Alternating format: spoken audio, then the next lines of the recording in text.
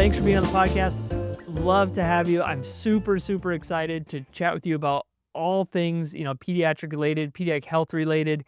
And, as a general pediatrician, I really want to start with where's the foundation of health that whether a kid's coming in that's neurotypical, maybe a kid has developmental delays, what are the foundational pieces that as a pediatrician that you look for to make sure that we're just supporting basic function? Because I feel like when a lot of patients come into us, even just the basics are often just missed. And I know that you have a wide array of understanding of all the education that you've done, and I look through your social media and I see all these things that you do that your traditional pediatrician probably doesn't do.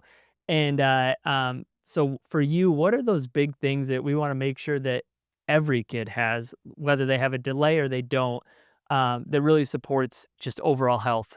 Yeah, thank you, Josh. I think I would start considering or thinking about the first 1,000 days from conception all the way to you're 2 years old, right?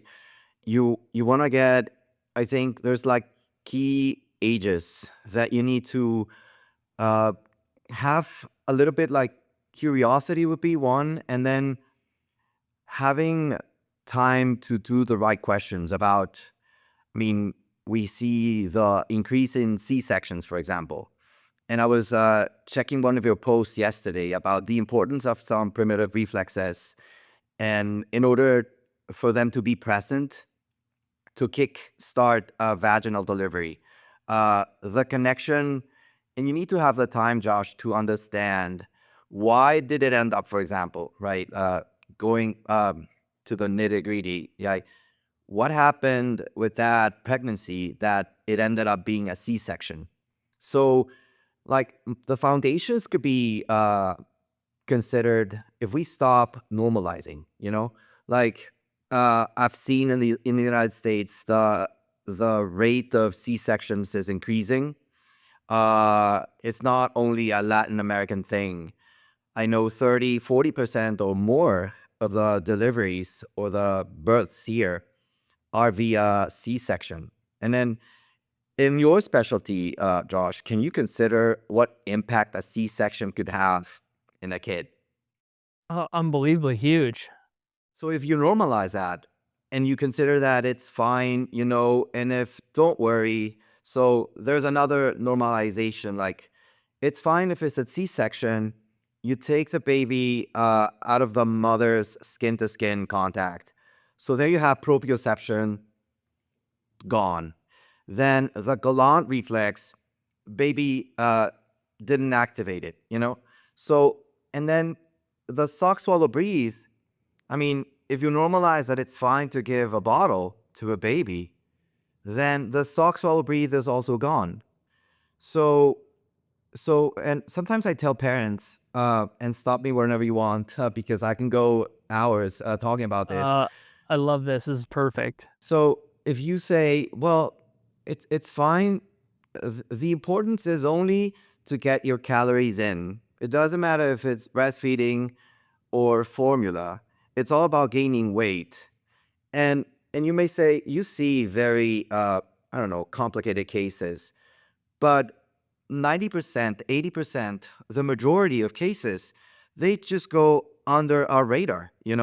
So, and many things that we see are not in order for me to be clear about this, is they're not life threatening, right? So it's easy. And you, like, being so specialized in your area, you would notice, why did it take so long for a physician to listen to the parents, and now they have to come to me to Infinity for an intensive. When a lot of those things could have been avoided at the very beginning by even just like things you talked about of kid has a C-section. Well, they didn't develop or activate a lot of the reflexes by coming through the vaginal canal. They didn't reinforce that, through normal development or even just how that affects their gut and, gut inflammation, therefore brain inflammation, like all those mechanisms start. And what you said, I think is really important of these are becoming normalized, but they're not normal. They're common, but they're not normal. And that's a huge thing that you just pointed out there that I think is really important of there's so many things that, "Oh, that's just normal." Well, Like for example, we changed our milestones for kids that they should when they should hit them because it became normal that a kid may not crawl, and it became or sorry, I should say it became common that a kid may not crawl, and maybe a kid doesn't start walking till 18 months, but that is not normal. That just is we have so many aspects of delayed in motor development that became the typical, but it's not normal. And I think that's a really important point of looking back to see historically what is the norm? Like what is actual normal development? Exactly. And it makes total sense. Like, and we get like we confuse, we switch those words, right? Finding normality, like it's not. It's you see it commonly, so your eye, which is all about perception, starts normalizing what you see. So you start missing it, right? So and then speaking about time, sometimes, and then like even a physiotherapist a year ago, she like just a year ago, and it was a young physiotherapist, and she even pointed me to an article about crawling. And last night I was analyzing my case because I'm taking the Myo Masterminds at the Breathe Institute, and I was analyzing my case, and one of the questions was, "What about your crawling?" And then, like, learning from you the importance of crawling, and also that you mentioned, like, how we say, as pediatricians, I tell my patients, and I said in another, like, conversation with Renata and Emma, I think, when a pediatrician says, "Oh, it's normal, you can wait it out, it'll come," that's translation to say, "I don't know what's going on, but since it's not life-threatening, you can wait, you know?" Yep. Yep. And then you miss those opportunities to do a timely intervention, don't you think? Oh yeah. I mean, like if you think of like in that what the first it's like roughly 3 years of life, we develop 90% of the size of our adult brain. Like that brain is maturing so fast in that first 3 years of life. It's like, well, now you just missed out on that massive opportunity that you will never get back to at the same rate. I mean, obviously you can create neuroplasticity throughout your entire life, but that stage of life is the absolute biggest opportunity by hundreds of times to be able to make a change for a kid. And when someone says like, "Oh, let's just wait and see what happens," it's like, well, that was the worst advice you could have ever gotten. Problem lies right there. That comment of "let's just wait it out, let's just wait," so many times, and correct me if I'm wrong, so many times it comes from us as primary care physicians. It's like, yeah, just wait. And if you say about our healthcare system that you have 15-30 minutes for an encounter with a patient, I mean, like you're gonna start saying, "Let's wait, let's wait, let's wait." If it doesn't need to be admitted to the hospital, you just wait. So, and speaking about breathing, I mean, finding the connections. You were asking me how we could find ways for our viewers, our audience, to have this idea of curiosity and say, "Oh," and parents sometimes uh, notice things, and we disregard those concerns with parents. So I was trying to find the connection with breathing and pregnancy and the importance of oxygenation through the like all the connections to the umbilical cord all the way to the development of a baby and movement. And you have like stress in the mom, and you are very savvy about like things we need to measure. You mentioned a little bit about lab work, right? So sometimes we don't even take the time to do the essential measurements of like electrolytes or vitamins, or and you find the connection with breathing, and then metabolism, and then movement, and then like the breathing and the neurological system at the brainstem. So we need to make it simple for parents to understand, right? As pediatricians, in order to, and then it's easier, I think, for you if you get a patient that was able to find a connection with this PCP or primary care physician, and then the link all the way to you. I mean, you get better information, don't you think? I mean, let's try us as pediatricians to make your work, which is so specialized, your work easier, don't you think? Yeah. Oh, for sure. Like if someone comes in and they're like, okay, we've ran all this lab work. We know we had nutritional efficiencies. We took care of those and they did way better. We found out that they're anemic, and which if you're anemic, you just can't develop anything, to be honest. You just don't have enough oxygen to do it. We figured that out. We took care of that appropriately. We found out that they had these, other nutritional deficiencies or other breathing issues, and maybe they needed to have a revision, or a frenectomy. Maybe they needed to have something along that line to improve their actual breathing and oxygenation. Like when all those foundational pieces are taken care of, rehab goes super smooth. But it happens so often where I find those foundational issues that should have been taken care of years ago, and or could have been taken care of years ago, and now we have to address those along with all these other, higher cognitive issues. So, yeah, if those things are all done, it's night and day different how well that child improves in a single week or a couple weeks. Yeah, totally. And what intrigues me and also fascinates me about what I've seen that you do at your centers is the importance you give to movement. And then I was thinking, with our lifestyles, right? So we don't and then we have so many parents. I mean, I was reading the statistics in the US, like birth rates are slowing down, right? So now you have like parents and sometimes single parents that just have one, sometimes two kids, and then they don't have the time because they have three jobs, and then they have the time, so they have their babies all the time at the car seat, all the times at the baby carrier or the stroller. So they need to be like, yeah, sometimes they have home office all the time, so the kid is in the bouncer, right? So, and then the lack of movement, and I see, and I tell parents, and that lack of movement, and they're so stressed out. Like speaking again about lifestyles, they're so stressed out. They don't want to hear their kids cry, and it's better for them if they swaddle them, right?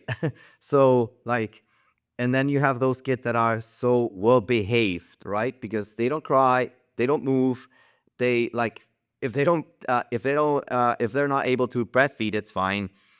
We don't look into the mouth to see if there are oral restrictions, and not only because, I mean, oral restrictions have had such a bad reputation because it has become like a business, and we don't want that. So even going beyond uh, the tongue ties and the oral restrictions, and I think to you it would be very important to see the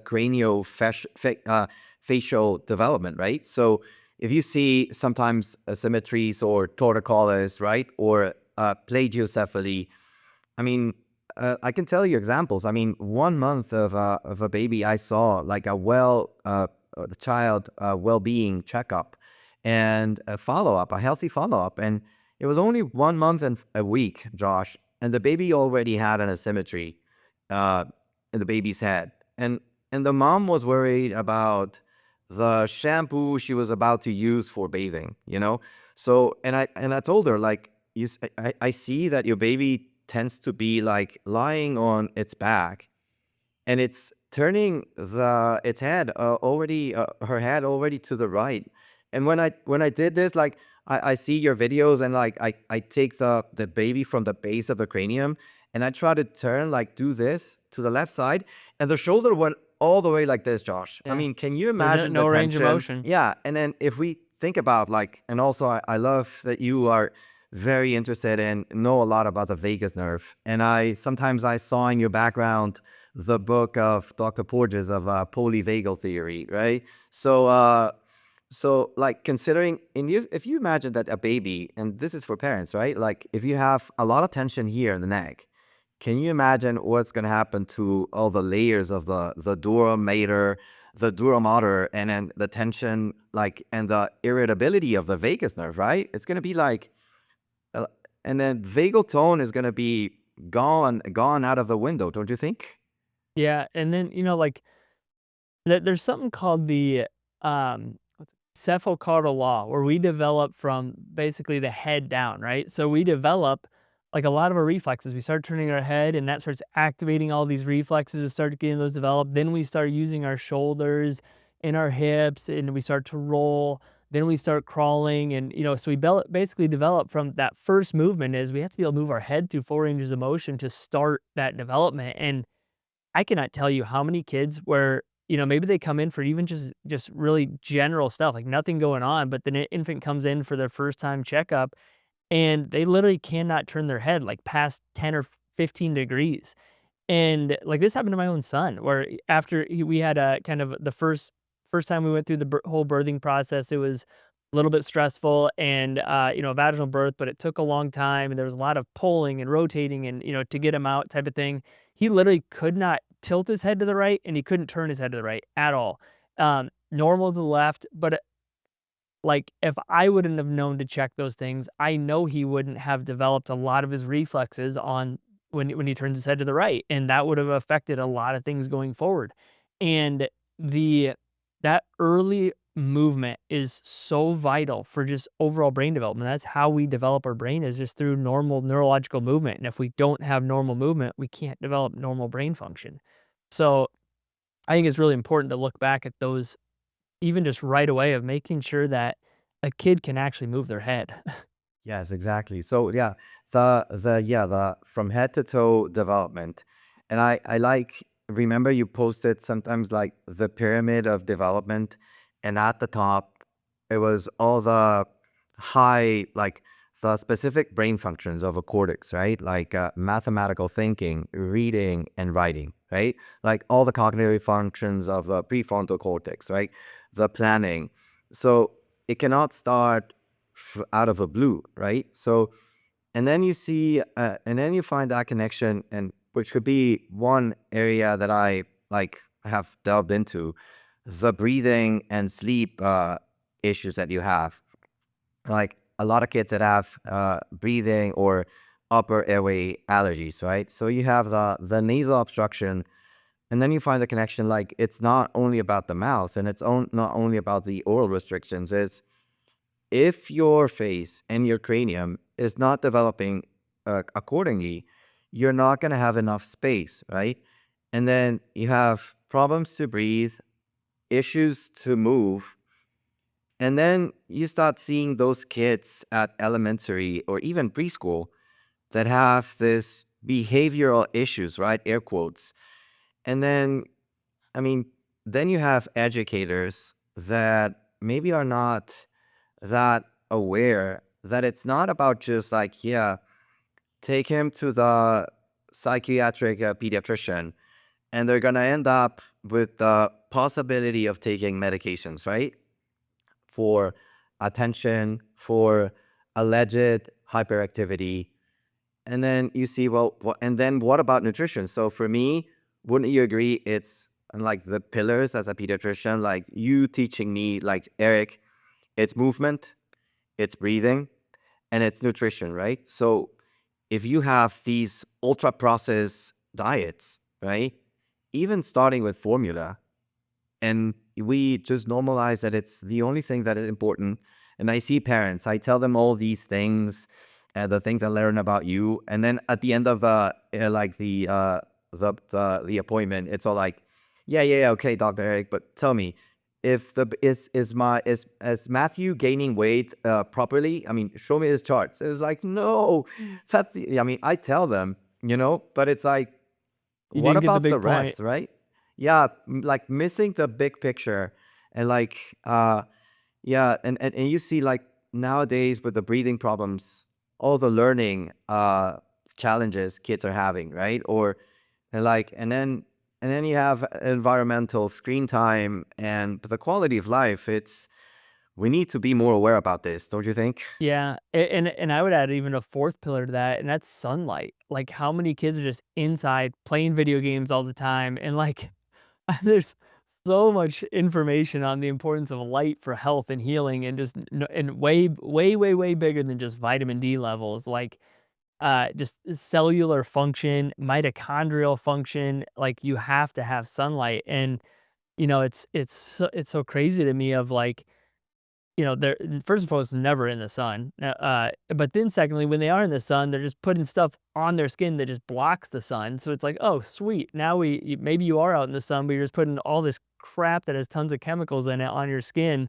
It's just going to make you more unhealthy and block what you're trying to get in the first place. So and obviously we want to prevent obviously massive sunburns and things along those lines, but there's other ways to do that rather than just putting globs of toxic chemicals on your skin. So but yeah, that would be my fourth pillar to add to that is light is unreal important. Yes, and then like even we could get even like philosophical, or I mean, if we find that we are energy in movement and we are just like transformed energy elements of the universe, and then we are so connected the way the world it's connected to the sun. And then yeah, I mean, I think you hit the right chord. Like it's not about only vitamin D, it's understanding. Yeah, and then I love that you mentioned about your cellular functions, like the machine and I mean, the miracle we have in our mitochondria, right? I mean, so many cellular functions that we are just like, and we have it right in front of us, right? So yeah, I guess to me, what's sometimes difficult to me to deliver the message to parents is the importance of sometimes getting like the resources to do some measurements, right? If we speak about cellular function, I mean, sometimes I go very basic. I do only private practice, so I mean, the like socioeconomic or the income that parents have, the households have, allow me to ask them to take some lab work done. At least iron, vitamin D, the hydroxy, like 125 vitamin D, ferritin, like the reserves of iron, and sometimes I do some profile. I call it a profile of vitamins and minerals. So I do zinc, selenium, magnesium. Yeah. So what would you say as a primary care physician? So me, I can tell parents like beyond those basics, because sometimes I just do like a complete CBC or like a yeah, hemoglobin, iron, vitamin D, electrolytes, and urine test to see like how the kidneys are functioning. I mean, sometimes it's expensive to pay out of your pocket and go like all the vitamins, minerals, like. But would you add some extras so I can like as a pediatrician like tell parents, you know what? It's also important to do like could be vitamin A or the B complex, as we say it here in Mexico. I don't know. What would you say about that? Yeah. So like I like those awesome. I mean, just you have to have the basics, right? Like, is there basic function there? And so many kids, I mean, I cannot tell you how many kids have came to me with unbelievable neurological issues, and no one's even ran blood work on them at all.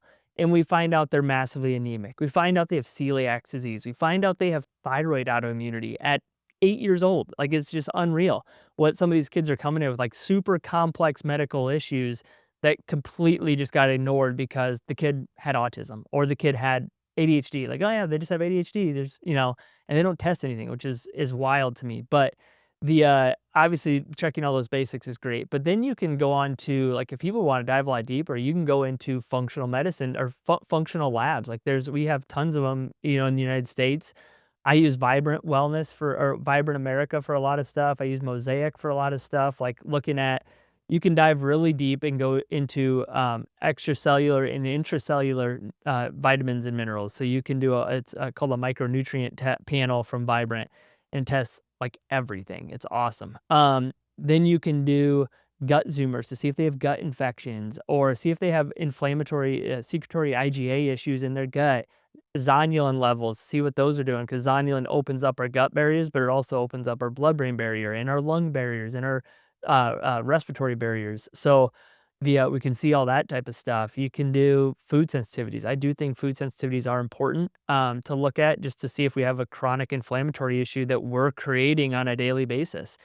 Um, and then from the neurological side, some of my favorites are I love running Neural Zoomer Pluses. They look for 48 markers for autoantibodies against the central nervous system, and it always makes sense with what's going on with the kid.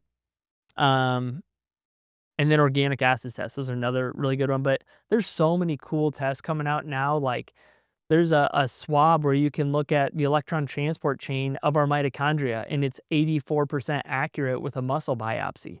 Like, that is super cool to me of, like, actually physically being able to see what complex of our mitochondria do we have a deficiency in, and then we can specifically supplement for that. Like, there's so many of these cool things that are now starting to come out and getting, that give us way more insight into the big picture of what's going on.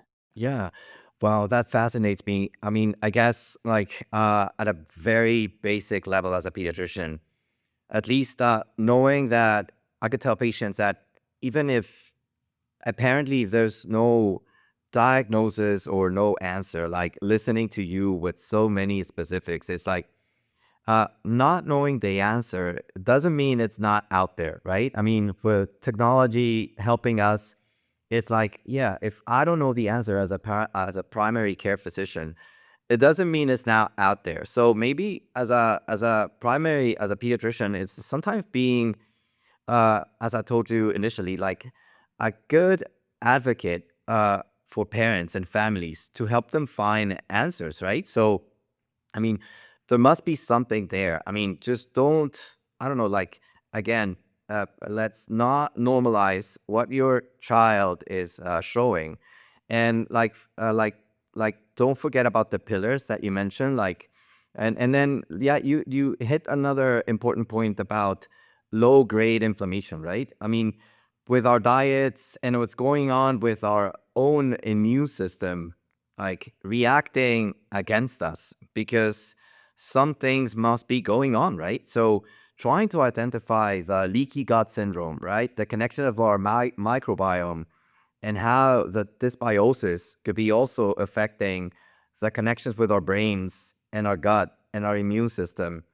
I mean, nowadays I would say, Josh, as a physician, like going to med school, we went through so many decades. I don't know if you agree with me on this, and I would like to your take on this. We went too specialized and subspecialized in many areas in the medical field, and it was only like Western medicine, and it was like so many subspecialties that like the compartments we made for children and human beings overall. I think it made us lose the big picture, don't you think? Like, and now like there's a trend that I see that we're trying to get everything together. Like speaking about breathing and the mouth and the way you do your chewing and your breathing, it's not only about your teeth, right? It's how your face and your cranium is has been developing, and your nervous system connected to your immune system, and then to your gastrointestinal system. Don't you think that's? I mean, I see it as a good thing. Like we've had enough of that of subspecialization, and I think for us, curious minds, it wasn't working anymore. Don't you think? And the answers and cases maybe got more complex, and the answers were not there with only pills and medicines and just like the band-aid solution, right? And it stopped working, don't you think? When I look at, like, I don't care what a kid comes in with, right? Like, it really does not matter to me, or what health condition comes in is, and like, and then you look at, all the research on top of this of different, whether it's all the way from geriatric disorders that we're dealing with now, like Alzheimer's and dementia and Parkinson's, and then you look at, chronic health issues, and then you look at pediatric neurodevelopmental issues. They all have one thing in common, and that is their mitochondria are very dysregulated in nearly every single one of those cases. And it's something you said there is really important is, like, you're talking about breathing, but we need we need oxygen for our mitochondria to function well. So if we don't have oxygen, our mitochondria aren't gonna function well. We're gonna have a deficiency. If we have nutrient deficiencies, our mitochondria cannot function well. We're gonna have issues. If we have too much inflammation, our mitochondria can't function well. If we have too much toxic stress, which our environments are horrific, for toxic stress. Like I did a review of autism and mitochondrial disorders on YouTube, and I went through these things, like all these different pesticides, herbicides, uh, different chemicals that are in our environment and how they affect our mitochondria.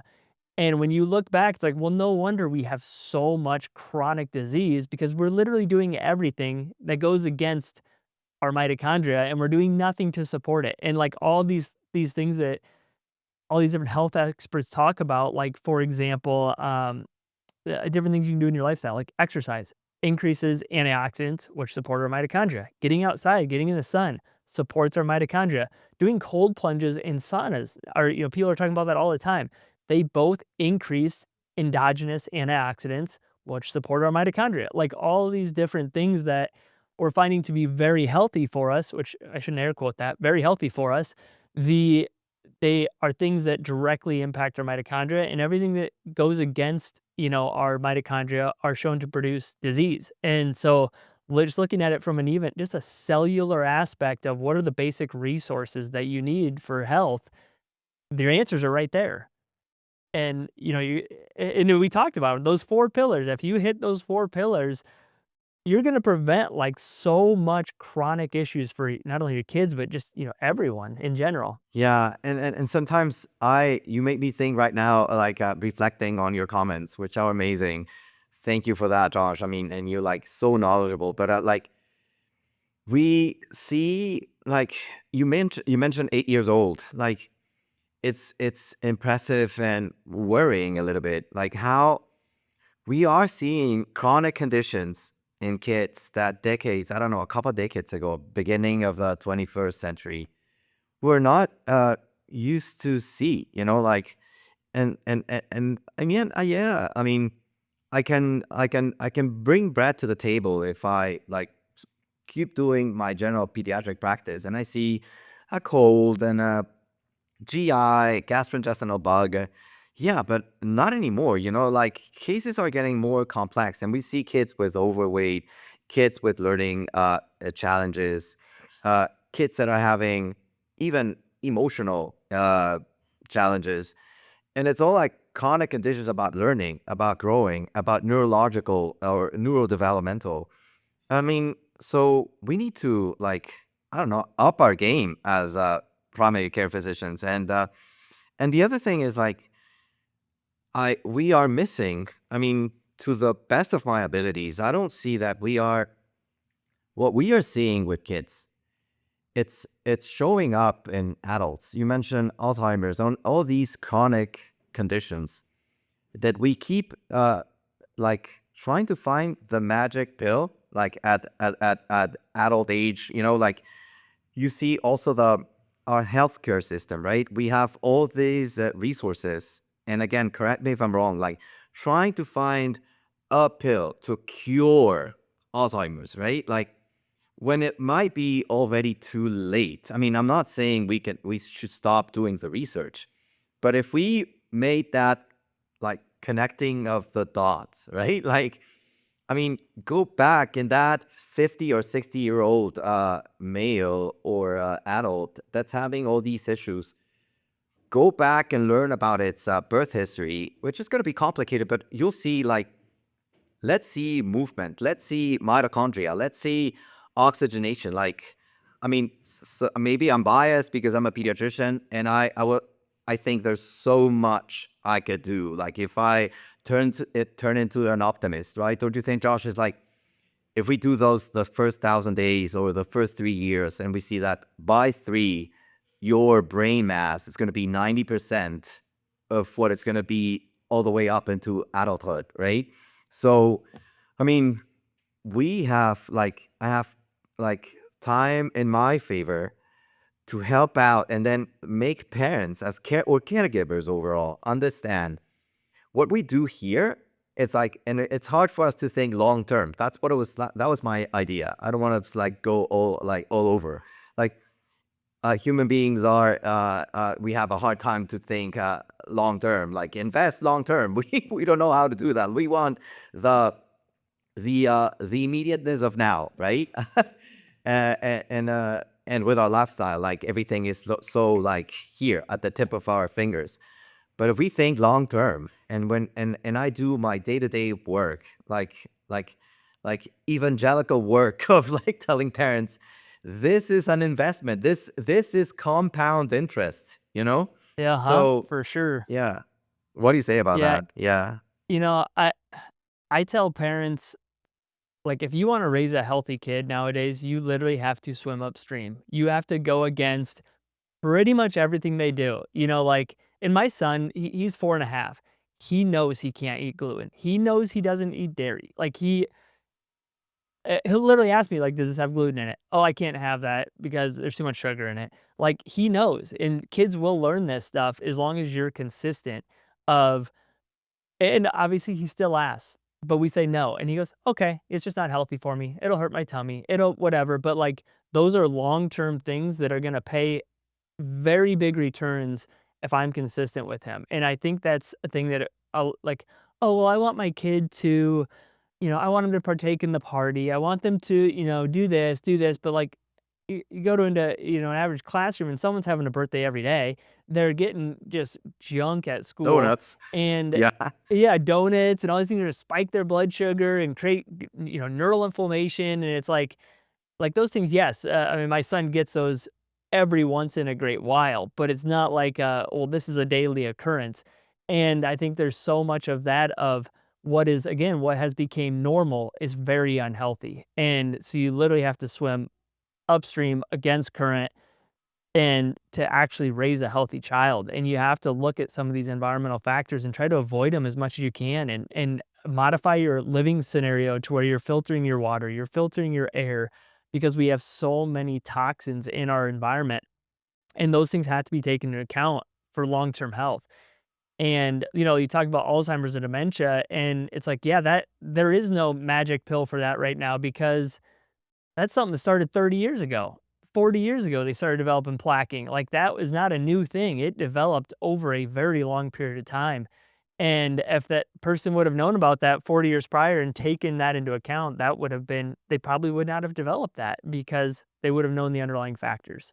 So I think that's where we need to get in healthcare of like starting as early as we possibly can, teaching parents, most importantly, of here's the things you can do now and teach your kids those values long term. But I don't know what your thoughts are on that. Yeah, of course. I was like one of your key words, like yeah, swimming upstream. Upstream. It's you know how hard it is to change a bad habit, and for kids, it's so easy. So if you start early, I mean, and it's interesting. Like we go back to our pillars, and then like our foundations. Like if you start early, I mean, some things are like the words or the phrases are so cliched, right? Like start early, uh, compound interest. I mean, the earlier you start, the easier it's gonna get.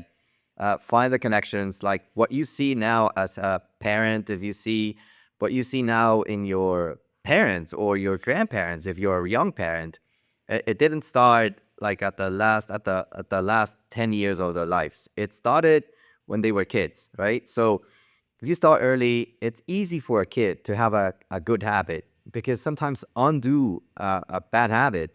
I mean, I'm 47 years old. I know how hard it is for me to go to bed early, to not watch social media before I go to bed.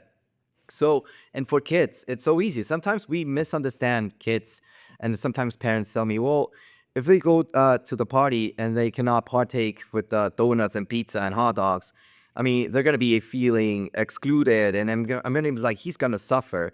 I mean, for them, if you make them change, they're not gonna question you, and you're telling them good things, right? Like, it's okay to tell the other kids no, and it's gonna be fine. So we parents misunderstand. They're gonna miss out. You know, this fear of missing out because they're not taking part of what's wrong with their diets or the lifestyle. Sometimes we see that so pervasive, right? So ubiquitous. In that same thing, well, you're teaching them to have self control. You're teaching, like, instead of, oh, they're missing out or they're suffering. Well, suffering is a normal part of life. Like, that is you gotta be successful in anything, you need to suffer, to be honest. But, like, you're teaching them a discipline that's gonna serve them forever, and you're using that as an example to do it. So, like, I think there's benefits on the other side of that. Yeah. Like I know, like you being a functional like yeah, specialized in chiro, but then being so specialized in functional neurology. And I'm happy, thank you, and I appreciate that you're like, we're going through things that are so basic. We're like parenting advice, right? Like, because sometimes I think to me it's also important to for you to help me out to make the information, the message for parents, to like give it to them or deliver it to them in a simple way, right? Like, yeah, like, Dr. Eric, what are you talking about mitochondria? Like, yeah, but it's like mitochondria. Let's go more basic. Take your kid outside and then get him to be exposed to a little bit of sun. Like, eventually, we like when your kid turns 1, we can do some basic lab work. That's because at 1 year old, I try to make that a discipline in me. When I see a kid follow up and a healthy follow up, at when they turn 12 months, I ask them for the first lab work, the basic one I was talking to you about. If I see everything more or less normal, I do the basic lab work when they turn the first year. So I think that I consider that as a good thing. Like, I would like your input about that. Like, yeah, start at 12 months and then do like a follow up around 3, 4 years old and do like amplify or to like broaden the lab work to something more specific, more vitamins, maybe liver function. I mean, Yep, yeah, that makes sense, yep. right? Don't you think? Yeah. Oh, yeah, for sure. I run my kid my son my oldest is 4. He's had basic lab work at least 3 times, if not 4, so about every year. But then, like, he's had specialty tests on top of that for nutrients and, for omega-3s and vitamin D and, and then we had a mold toxicity and he developed PANS from it. So I had to do a lot more extensive work to figure out, well, what the heck was going on because he had his own struggles. And so, but if I wouldn't have known about those labs, I would have never figured that out. So yeah, I think basics is running, labs for sure at 1 is awesome. And then running them every year after that to make sure that everything's staying stable and healthy. And if you have other things that come up that are a lot bigger, then it's time to dig deeper. Yes. Yeah, like our last comments before our conversation ends is like you mentioned mold, and then yeah, I learned it from you and other pediatrician that's in California that has a connection with the Breed Institute. Talk a lot about the connection with autism and the exposure to mold and the inflammation it could cause. Yeah, I mean, I live in a very big metropolitan urban area, a lot of cars, a lot of buildings, a lot of like apartment buildings. Can you imagine our air quality? So, and then we have also mold exposure. And you see poor kids like infant age, and I see them, Josh, like breathing, even if they don't have any oral issues with tongue ties. I mean, they have stuffy nose, nasal congestion from the like starting the first months because of the air quality. So, and I like, thanks to you, I tell parents, it's important to check for mold. And then like trying to find if you like, and I tell them to buy HEPA filters, Yep. like Yep, for sure. have them have HEPA filters and check up for mold exposure. I know there's a lot of specific labs, more in the US and Canada maybe, but at least as a pediatrician, I tell them, you have to check out for mold, and then like measure the percentage of the humidity, right? I mean, I tell them it has to be like if you have like that imbalance. I mean, like at least on a basic level, I tell them, be wary about the air quality, and then like filtering the air. And then because sometimes we have that exposure and it's going to affect our oxygenation because we have bad breathing. And if you like mouth breathe, then you have that deregulation of your autonomic nervous system, right? Yep. Yeah, for sure. I mean, like, and then a couple points off of that is like air filters for sure. Making sure you have a really thick filter in your furnace. There's even something called ultraviolet photocatalytic oxidation where you can put it in your HVAC and it kills mold and viruses and bacteria as it goes through. It's a violet light. And then like, yeah, humidity. Like I was really humid this time of year, so I have 3 5,000 square foot dehumidifiers running because I want to try to keep my humidity under 48%. Um, and like those all make a massive difference for your air quality. Like if I go and stay somewhere else, like I can tell it's a massive difference. That and then also what a lot of people don't think of is, like, when they get those mold exposures or those environmental stressors that start to create that allergic rhinitis or asthma type of stuff, that releases zonulin in our, in those systems, and that opens up our gut barrier. Then we start getting gut issues. Like, a lot of chronic gut issues are just respiratory start with a respiratory issue, and making sure that those are addressed appropriately is really important, and then, Xynon also opens up your blood-brain barrier and makes us more susceptible to issues there too, so always remembering of, like, a kid that has a gut issue that has autism might not have even started there, it might have started with a mold issue that triggered their respiratory system that led to opening up of their gut. Yeah, another final thought is also the microbiome, right? Sometimes, I mean, this could be. I'm still learning as a pediatrician in Mexico. Thank God for social media. Thank God for you guys that are so knowledgeable. But sometimes with basic supplementation, I do consider. I mean, I need to find more about. I tell parents, consider using probiotics, all these anti-inflammatory supplementation. At least at the very, this could sound very basic to you, but at least at a very basic level, I tell them, consider consider probiotics, consider DHA, omega 3, and vitamin D supplementation. That's the way I start. For me, like sometimes I tell them, that's my immune combo. I tell them, you know what? At least start with this. And I do see, I mean, I don't have a trial about this, but I see like in my follow-ups as a pediatrician, I see good results. And I'm always very on top of nasal issues, like consider what's like, do like nasal rinses and like try to avoid medications to the greatest extent, like to take care of your liver, to take care of like, that fascinates me about you're talking about low grade inflammation is what happening to the leaky gut syndrome and like our microvilli, right, are like sometimes they're like getting more porous, like opening up and not filtering. I mean, they're getting overstressed or that overload, right? Because of what's going on with the mold. And it's interesting. It fascinates me how I'm learning more and more the connections with the respiratory system and the gastrointestinal system and the neurological system. And yeah, I thank you, Josh, for being so outspoken and being so yeah, I mean, I've learned a lot from you. Thank you so much. Yeah. I love watching your videos, even though I can't understand any of them. I'm just like, "Man, that was a cool one. I like that."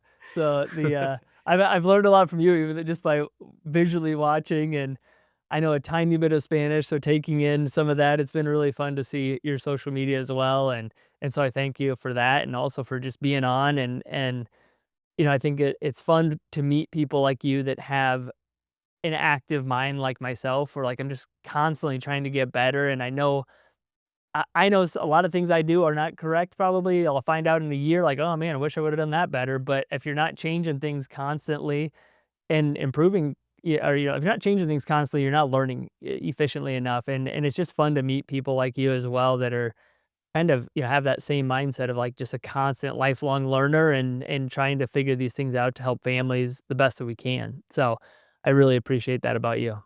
Yeah, thank you so much for those kind words. To me, like I would like to ask you to go through those for my audience, for people that watch us, the pillars we talked about. Like I'm gonna go like backwards. I think I remember it's I could say sunlight exposure. That's the last one you mentioned.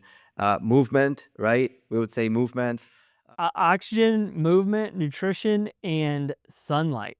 Those are our 4, and I think those are some we should just write a book on that. Man, those 4 things are so vital for health, and they never get talked about. Exactly. Yeah. I mean, that's yeah. I mean, we like have to be insisting to parents about the importance of to me like again real quick before you go, like to me like movement and what you teach about movement. I mean, you do it so specifically with your lasers and you have your amazing centers over there for your intensives. And I know we talked about this and I well as like publicly, I know it's a long way, but eventually to be honest, Josh, we don't have specialized, and it's like as a privately owned center like yours. So like one of my dreams, like it would be like sometimes like I find a way to learn more from you, and also the business side of you doing things, which is amazing. But I think, I mean, we we need to do that service to our families back here in Mexico. I mean, if people are listening to me, or are joining later on, they you need to check out what Josh is doing. I mean, it's amazing, and I dream about having one of those centers. And yeah, we'll find ways if we stay in touch with our acquaintances. Like, I'll try to find ways for you to teach me, and then even if you don't come up here, like, to have your blessing, to have something such as your amazing centers over here in Mexico, because I think it's a big need, and people need that, don't you think? Yeah, man, it's there's not a lot of centers in the United States that do, really what we do, or almost any that do it like we do it, and it's been so cool. It's been so cool to see. I think my favorite part, honestly, has been seeing the results that come from our other centers that I don't go to. It's so rewarding for me to see those doctors be able to get unreal results with these kids and families that are so happy, and I'm never there, so it's like now I get the great blessing of developing these systems that now get to help kids, and it's not relying upon me to see them because I can only see one person at a time, right? But if I develop systems and clinics and things like that that can serve many people, now we're making a lot bigger impact. So that's been really, really cool for me to see. But yeah, the once I get a good model figured out, and we're getting there, we're getting really, really good. We're taking over a huge space in Des Moines here that will become a training center and whatnot, and get a really good system going. Then we can think about expanding to a lot more places as well. So the because I already see a lot of people that come from South America, and yeah, it's really fun.